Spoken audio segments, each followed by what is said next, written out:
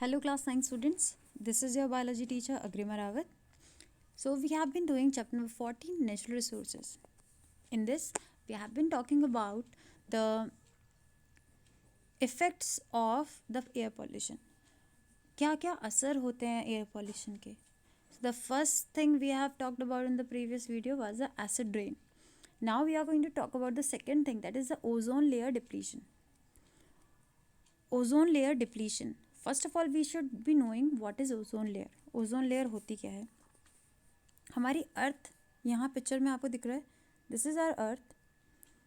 और हमारे आसपास जिस जिस एटमॉस्फेयर की लेयर में हम सांस ले रहे हैं उसे बोला जाता है ट्रोपोस्फेयर. ठीक है, जिसमें हम सांस ले रहे हैं.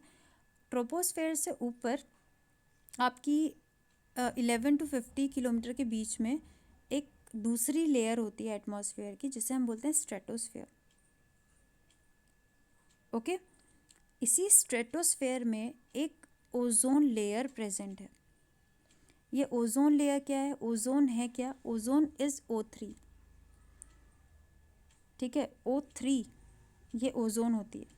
जो हम सांस लेते हैं oxygen, that is O2 and this is O3, तो इसलिए इसका नाम ओजोन है. ठीक है, और ये गैस की पूरी एक लेयर है स्ट्रेटोस्फेयर में, जो कि पूरे एक सर्कुलर उसमें हमारी अर्थ को घेरे हुए है. ठीक है, और ये कहाँ पे प्रेजेंट है? स्ट्रेटोस्फेयर में. एटमॉस्फेयर के स्ट्रेटोस्फेयर में ये प्रेजेंट है. ठीक है, तो एटमॉस्फेयर के जो आपके पार्ट्स हैं उसमें से ये स्ट्रेटोस्फेयर में, जो सेकेंड लेयर अर्थ से सेकेंड लेयर पे आपकी जो एटमॉस्फेयर की लेयर है उसमें ओजोन प्रेजेंट होती है. अब इसका काम क्या होता है? इसका काम ये होता है कि जो हमारी अर्थ पे यूवी रे, सन की यूवी रेज आ रही होती हैं, हम बोलते हैं कि आपने सनस्क्रीन के बारे में सुन रखा होगा. बोलते हैं सनस्क्रीन लगानी चाहिए धूप में जाते वक्त. क्यों? क्योंकि सनस्क्रीन जो है यूवी रेज से हमारी स्किन को प्रोटेक्ट करती है. यूवी रेज से प्रोटेक्ट करने का क्या मतलब है? ये जो सन की यूवी रेज होती हैं ये हमारी स्किन पे अगर लगातार पड़ती रहें तो हमारी स्किन में कैंसर, स्किन कैंसर वगैरह हो सकता है. ठीक है, तो ये हमारी स्किन को बहुत ज़्यादा हार्म कर सकती है. उससे प्रोटेक्ट करने के लिए सनस्क्रीन, सन ब्लॉक्स वगैरह यूज़ किए जाते हैं. हमारी एटमॉस्फेयर में ये ओजोन लेयर पहले ही ऐसी लेयर यहाँ पे प्रेजेंट है जो कि ओजोन सन से आने वाली जो यूवी रेडिएशन है, यूवी रेज हैं, उन्हें रोकने का काम करती है. ठीक है, तो जो यूवी रेज अर्थ की तरफ आ रही हैं उनको ओजोन लेयर रोकने का काम करेगी. तो हम तक पहुँचेगी नहीं, थोड़ी बहुत पहुँचती है बट उतनी नहीं जितनी ज़्यादा अमाउंट में सन से आ रही है. ठीक है, तो ओजोन लेयर का काम क्या है? यूवी रेडिएशन को रोकना. अब ओजोन लेयर बनती कैसे? ओजोन लेयर बन कैसे रही है? हमारी एटमॉस्फेयर में ऑक्सीजन तो प्रेजेंट है ही, O2 is oxygen that we breathe in. ठीक है, जब यूवी रेज उसमें पड़ती हैं, जो सन से आने वाली यूवी रेज हैं उस पर पड़ती हैं, तो वो ऑक्सीजन को दो हिस्सों में तोड़ देती है. ठीक है, ओ मॉलिक्यूलर वो बना दिया, दो थे ना ओ के एटम्स, तो यहाँ पे आपने दो उसमें तोड़ दिया. ठीक है, अब जो ये एक था ये ऑक्सीजन O2 के साथ कंबाइन करता है और O3 बना लेता है, जो कि ओजोन की लेयर है. मतलब ये गैसेस की लेयर ही है. बहुत सारी गैसेस आपकी ऐसे करके प्रेजेंट है, उसी को तो लेयर कह रहे हैं हम, ओजोन लेयर.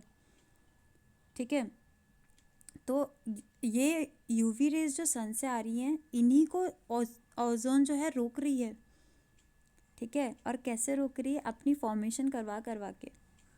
ठीक है, तो अर्थ पे यूवी रेज पहुंच ही नहीं पाती हैं. ठीक है, अर्थ की एटमॉस्फेयर तक, अंदर तक ओजोन यूवी रेज को रोकने का काम कर लेता है. ठीक है, तो ये फॉर्मेशन आपको समझनी है कि किस तरह से ये फॉर्मेशन होती है ओजोन की. Okay, now the topic was ozone layer depletion. Ozone layer depletion का क्या मतलब है? ओजोन लेयर जो है हमारी, उसका ख़त्म होना, उसका ख़राब होना, एक तरह से उसका कम होना. तो एक केस आया था अंटार्कटिका में कि वहाँ पे जो वहाँ से ऊपर एटमॉस्फेयर में जो ओजोन लेयर है वो बहुत पतली हो गई है, उसमें एक छेद हो गया है। छेद होने का क्या मतलब है कि उस जगह पे ओजोन जो है हट चुकी है, ओजोन की लेयर। ठीक है, तो आराम से वहाँ से यूवी रेज एंटर कर सकती हैं फिर तो।